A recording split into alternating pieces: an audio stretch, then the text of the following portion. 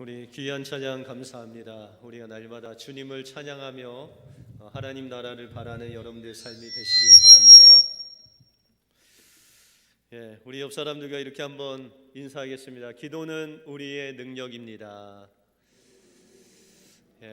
하나님께서 주신 귀한 보화를 기도를 통해서 받아 누리시는 여러분들의 삶이 되시길 바랍니다. 1970년대 중반에 오하이오 주의 클리브랜드라는 지역의 가장 큰 교회를 섬기는 로버트 킹이라는 목사님이 계셨습니다. 그는 38살에 그 지역에서 가장 큰 감리교를 담임을 했고, 또한 농구를 너무 좋아해서 그 지역에 있는 농구팀에서 선수로 실제로 활약을 했다고 합니다. 그러던 어느 날 농구 시합을 하다가 상대편과 이 공중볼을 서로 다투다가 넘어졌는데, 그 순간 허리를 다치게 됐고 전신이 다 마비가 되었습니다. 정신은 또렷했으나 거의 2년 동안 대소변을 받아내면서 자신의 인생이 끝났구나라는 좌절 속에 살아갔습니다. 그러던 어느 날 그가 꿈을 꾸었는데, 자신의 원래 집에는 지하실이 없는데 지하로 내려가는 그런 지하실이 꿈에 나타났습니다. 그래서 지하실로 좀 내려가려고 하는데 어떤 사람이 있기에 그 사람한테 당신은 누구십니까? 라고 물었더니 저는 이 지하실을 관리하는 경비입니다 라고 그렇게 이야기를 하는 것입니다.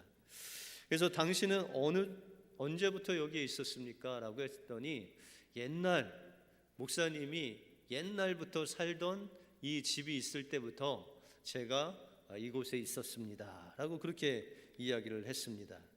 그런데 경비가 이야기하기를 옛날부터 이 지하실은 있었는데 목사님이 한 번도 이 지하실에 내려와 본 적이 없으십니다 라고 그렇게 말하는 것이었습니다. 그래서 로버트 킹 목사님이 그러면 어디 한번 지하실 방으로 한번 가봅시다 라고 하고 그 경비의 안내로 이 지하실에 내려가게 되었습니다. 근데 그 지하실에는 10개가 넘는 많은 방들이 그곳에 있었습니다. 그래서 이 목사님이 그 경비와 함께 한 방에 문을 열고 들어갔는데 너무 휘황찬란한 보석과 정말 이 세상에서 가장 값진 것으로 그 방이 채워져 있는 것을 보고 우리 집에 이런 곳이 있었습니까? 라고 그렇게 이야기를 했습니다.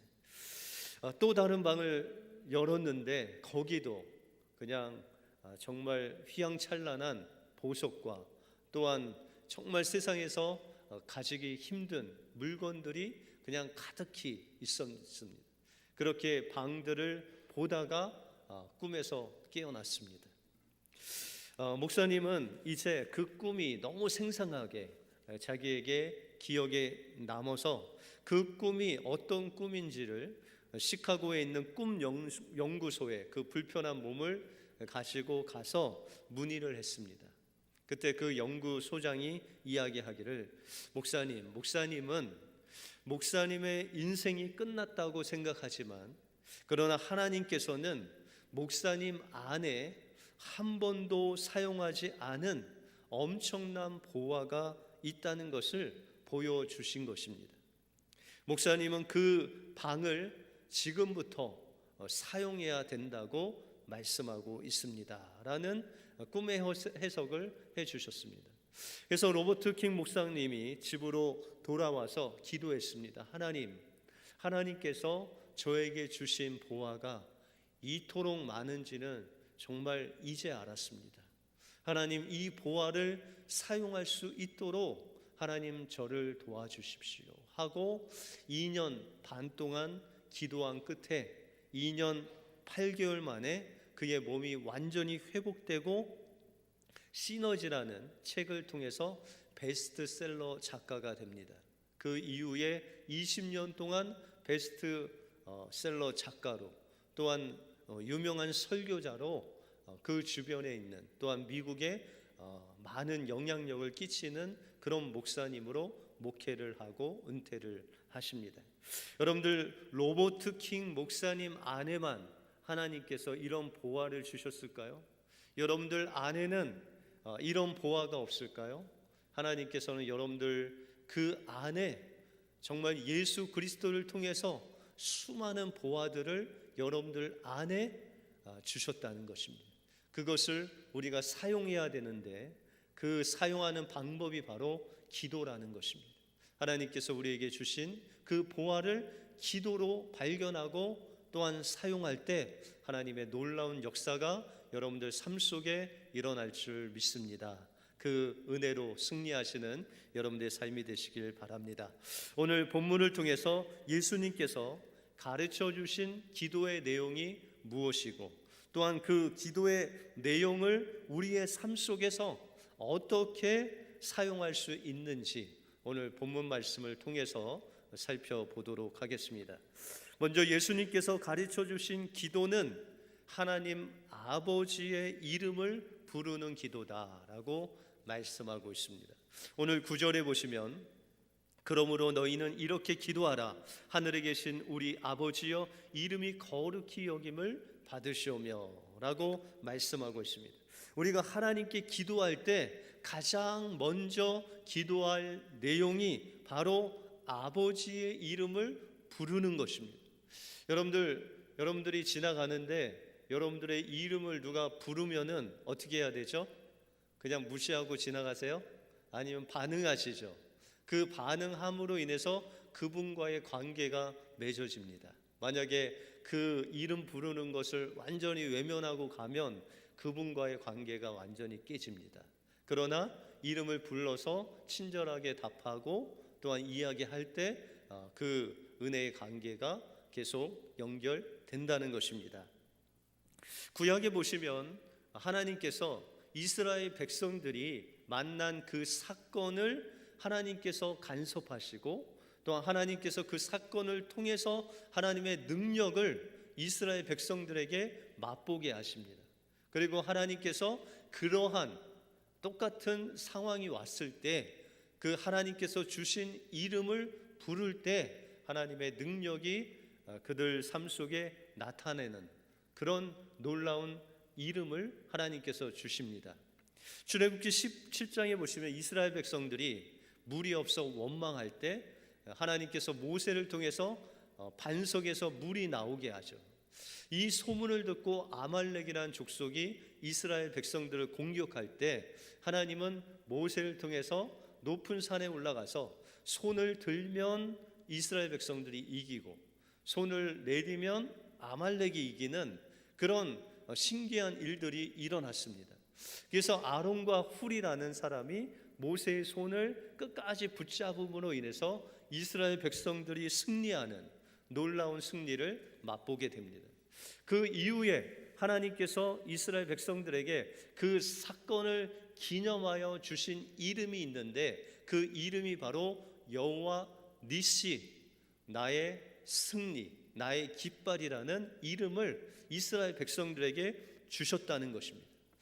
그것은 단지 이스라엘 백성들이 아말렉과 한 번 싸워서 주신 이름이라기보다는 이제 우리가 하나님의 은혜를 누릴 때 그 은혜를 빼앗기 위해서 몰려오는 그 대적들을 우리가 어떻게 이길 수 있느냐, 그것이 바로 여호와 니시의 하나님의 이름을 부를 때, 의지할 때 우리에게 다가오는 그 원수들을 이길 수 있는 능력이 바로 그 이름을 통해서 아버지께서 우리에게 능력을 공급하신다는 것입니다.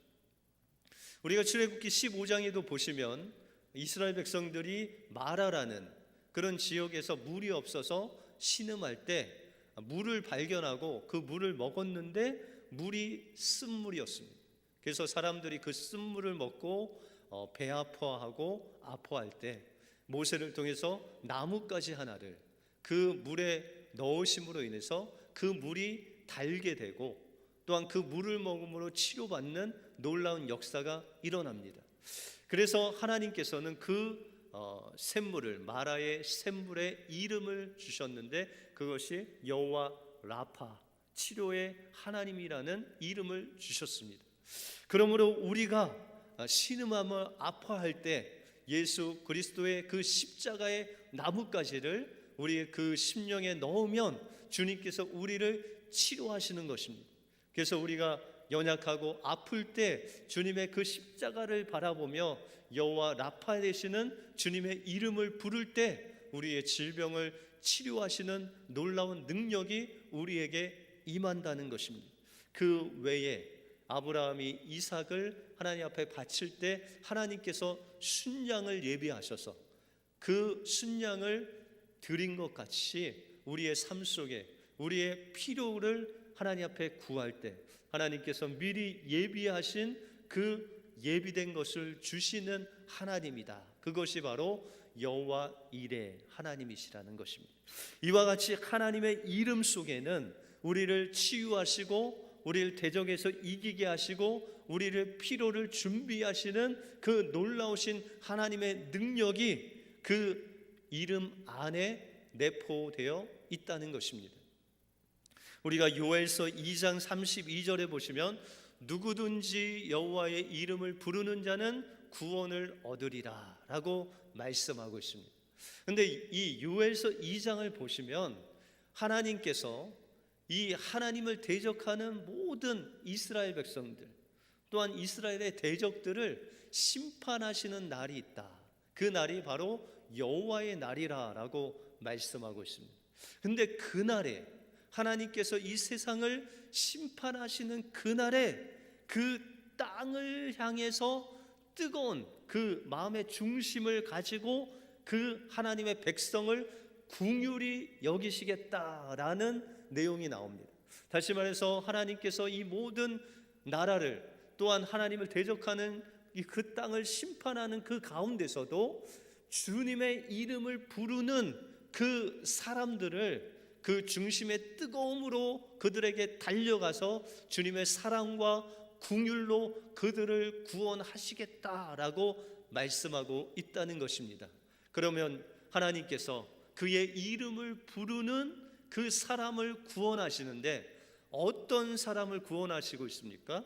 거기에 보시면 누구든지 여호와의 이름을 부르는 자, 남자나 여자나 어린아이나 어른이나 상관없이 이방인이나 유대인이나 상관없이 하나님의 이름을 여호와의 이름을 부르는 자들은 모두 하나님께서 구원을 얻게 하신다라고 말씀하고 있다는 것입니다.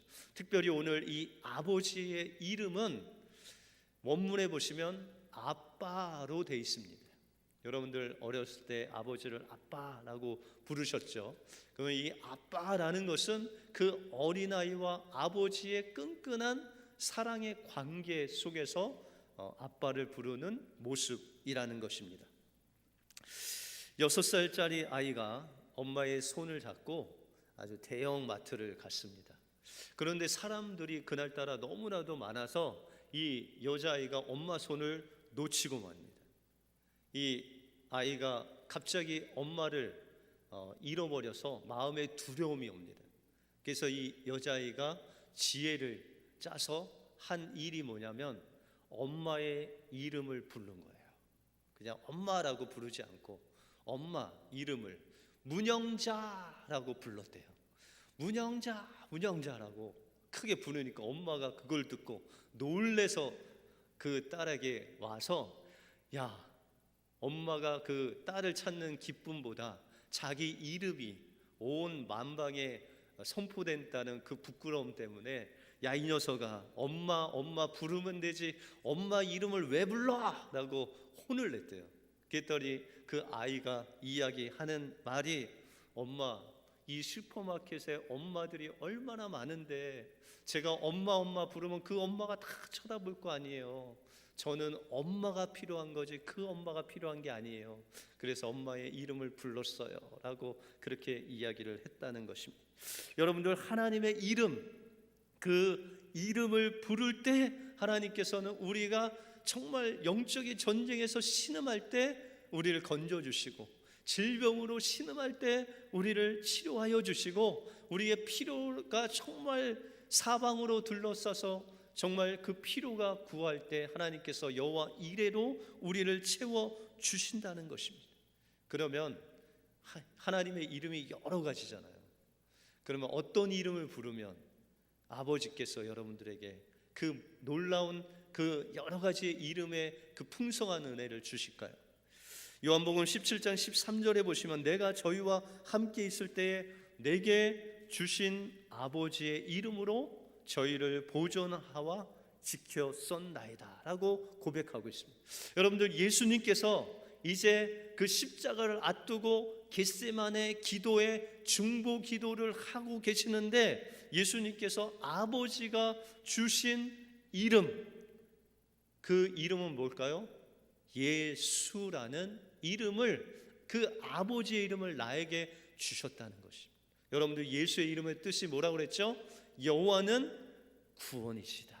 그 예수의 이름을 부르는 자마다 구원을 얻을 것이다 라고 신약에도 말씀하셨듯이, 그 예수 그리스도의 이름 안에는 하나님의 아버지의 이름, 여호와 니시, 여호와 라파, 여호와 이레, 여호와 모든 이름이 그 안에 담겨져 있어서 우리가 예수 그리스도의 이름만 불러도 우리를 대적에서 건져주시고, 또한 우리의 그 놀라운 은혜를 주셔서 치료하시고 준비하시는 놀라운 하나님이시다는 것입니다.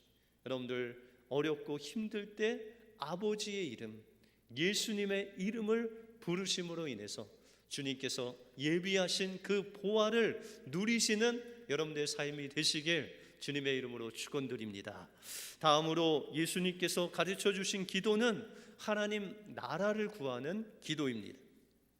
오늘 본문 10절에 보시면 나라에 임하옵시며 뜻이 하늘에서 이룬 것 같이 땅에서도 이루어지이다 라고 말씀하고 있습니다.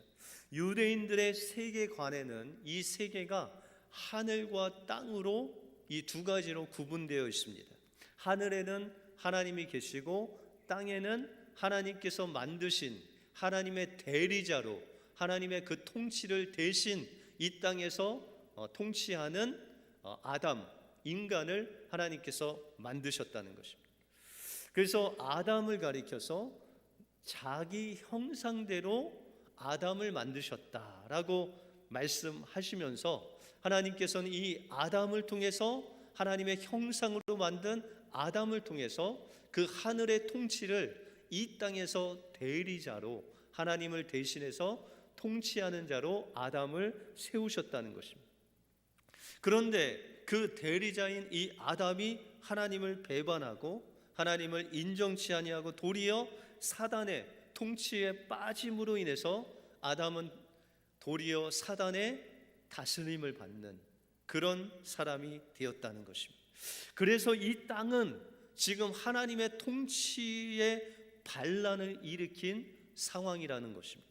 그래서 하늘에서는 하나님의 통치가 이루어지나 이 땅에서는 지금 하나님의 통치가 일어나지 않는다는 것입니다. 그래서 예수 그리스도를 통해서 하나님을 믿는 여러분들 속에 하나님의 다스림이 들어와야 된다는 것입니다. 이것을 하나님 앞에 기도하라라고 말씀하고 있다는 것입니다. 그러면 어떤 사람이 이 하나님의 통치를 이 땅에서 하나님의 다스림을 받는, 하나님의 말씀에 순종하는 자이겠습니까? 오늘 예수님께서 가르쳐 주신 이 주기도는 예수님께서 이 땅에 오셔서 제자들에게 산상수훈이라는 복음을, 천국 백성들에 대한 복음을, 삶을 가리켜 이 5장부터 7장에 걸쳐서 산상수훈을 가르쳐 주십니다. 그 안에 이 기도가 나오는데, 천국 백성이 하나님의 다스림을 받는 모습을 마태복음 5장 1절부터 12절에 이르기까지 팔복을 통해서 말씀하십니다. 다시 말해서 하나님 나라의 백성이 가장 먼저 통치받는, 하나님의 다스림을 받는 자의 모습이 바로 심령이 가난한 자다라고 말씀하고 있습니다. 여러분들, 심령이 가난한 자, 이 설교도 예전에 했는데요, 이 심령이 가난하다는 것은 내 힘과 내 능력과 내 자원으로 나의 생명을 유지하는 것이 아니라, 내 힘과 능력으로는 내 생명을 유지할 수 없사오니 하나님 나의 생명을 통치하시고 다스리고 하나님께서 내 생명을 지켜주십시오라고 간절한 마음으로 하나님을 의지하는 사람의 모습이 바로 심령이 가난한 자의 모습이다라고 말씀하고 있다는 것입니다. 이런 사람들은 이 땅 곧 세상에서 사단의 악과 또한 고통으로 고난으로 통치당하는 그 고통 속에서 하나님 앞에 부르짖는 자, 애통하는 자입니다.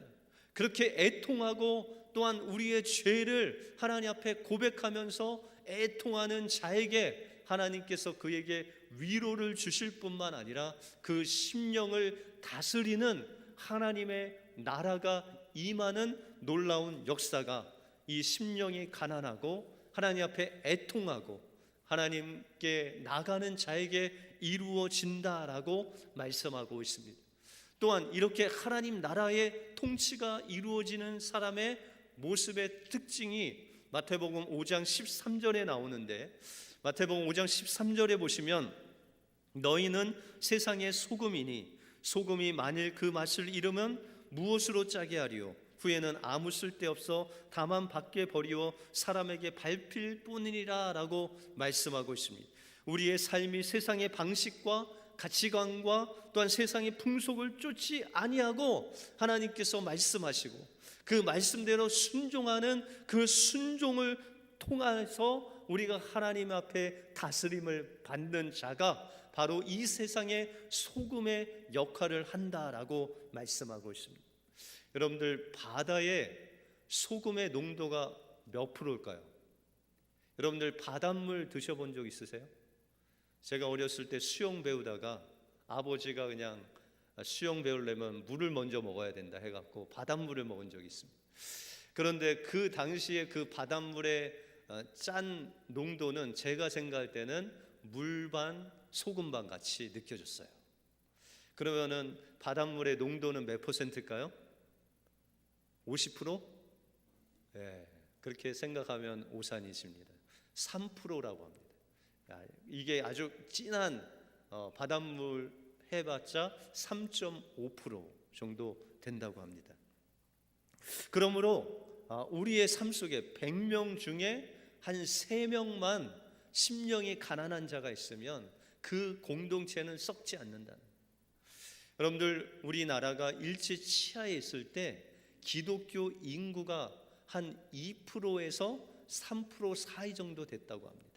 그런데 그 2%, 3%도 안 되는 그 믿는 사람들의 영향력이라고 하는 것은 지금의 몇 배가 됐다고 합니다. 그 당시에 특별히 존경받는 기독교인이 있었는데 조만식 장로님이라는 분이 계셨습니다. 근데 이 조만식 장로님이 어느 주일 아침에 예배를 가려고 하는데 이 애국 지사들이 찾아와서 예배 시간에 늦게 도착을 했다고 합니다. 그랬더니 설교하던 주기철 목사님께서 늦게 들어오시는 그 조 장로님을 향해서 장로님, 오늘은 의자에 앉지 마시고 서서 예배 드리십시오 라고 그렇게 말을 했습니다. 모든 교인들이 다 보고 있는데 이 조만식 장로님은 주기철 목사님의 스승이요, 또한 사람들에게 존경받는 연세가 지극한 장로님이셨습니다. 그런데 이 장로님에게 젊은 목사가 너무 가혹한 처사를 했다라고 생각했지만, 그러나 장로님은 그 목사님 말에 순종해서 설교가 마치기까지 서서 예배를 드리셨습니다.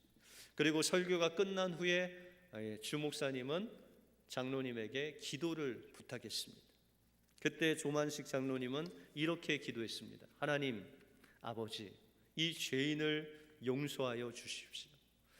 애국 운동한다고 사람을 만나다가 하나님 만나는 하나님을 만나는 그 예배 시간을 늦었습니다. 목사님이 얼마나 마음 아프시면 설교하다 말고 이토록 책망하셨겠습니까? 하나님의 종을 마음 아프게 한 죄를 사하여 주옵소서. 은혜로운 설교를 듣던 성도들이 은혜를 받는 것을 방해한 죄 용서하여 주옵소서라고 눈물로 기도했을 때 주기철 목사님과 온 교우가 다 함께 울며 통곡하며 자신의 죄를 하나님 앞에 고백했다고 합니다. 그러면서 사람들은 과연 그 스승의 그 제자요, 그 목사의 그 장로다라고 하면서 장로님과 목사님을 칭송했다라는 것입니다. 여러분들, 조만식 장로님의 그 마음에, 그 감정에는 그 목사님이 말씀하실 때 육신적인 마음이 안 드셨겠습니까? 그 화나는 마음이 안 드셨겠습니까? 그럼에도 불구하고 그 장로님은 육신의 다스림, 이 땅의 다스림을 받은 것이 아니라 하늘의 다스림, 하나님의 다스림을 받았을 때 그 심령뿐만 아니라 그 주변에 예배하는 모든 자에게 하나님의 나라가 임하는 놀라운 역사가 임했다라는 것입니다. 우리가 하나님의 다스림을 받기 위해서는 우리 안에 있는 보화를 끄집어내기 위해서 우리는 아버지의 이름, 예수의 이름을 불러야 됩니다. 그때 하나님께서는 우리가 연약해도 그것을 이길 수 있는 능력을 그 이름 가운데 베풀어 주셔서 우리가 하나님의 통치하심을 받을 수 있도록 인도해 주실 뿐만 아니라 우리가 수많은 사람들을 주님께로 인도할 수 있는 그 다스림을 받게 하여 주셔서 심령이 가난하고 애통하며 하나님 나라를 구할 때 하나님께서는 우리를 소금과 같은 존재로 이 땅에 보내셔서 우리 주변의 수많은 사람들을 주님께로 인도하는 놀라운 역사를 이루어 주실 것입니다. 예수님께서 가르쳐 주신 이 기도, 아버지의 이름을 간절히 부르고 심령이 가난한 자로, 애통한 자로 세상의 소금이 되어 하나님의 다스림을 받으심으로 인해서 하나님께서 사용하시는 이 세상의 소금이 되어서 하나님의 영광을 드러내시는 여러분들의 삶이 되시길 주님의 이름으로 축원드립니다. 기도하겠습니다. 하나님 감사합니다. 오늘도 살아계셔서 우리와 함께해 주실 뿐만 아니라 우리가 기도할 때 아버지의 이름, 예수의 이름을 부를 수 있는 권세를 주시고 우리가 주님의 이름을 부를 때마다 우리가 어떠한 상황에서도 우리를 구원하시는 놀라운 은혜를 베풀어 주신 주님께 감사와 영광을 올려드립니다. 하나님, 우리가 주님의 이름을 부를 뿐만 아니라 하나님의 나라가 이 땅에서 이루어지게 하기 위해서 우리의 심령이 가난해지게 하시고 우리의 심령이 애통하게 하시고 우리가 정말 세상의 다스림을 받는 것이 아니라 주님의 다스림을 받음으로 인해서 소금과 같이 이 땅을 정말 주님의 나라로, 주님의 나라가 임하는 데 쓰임받는 우리 은혜교회 모든 성도들의 심령이 되게 하여 주시옵소서. 모든 것 주님께 감사드리오며 예수 그리스도 이름으로 기도하옵나이다. 아멘.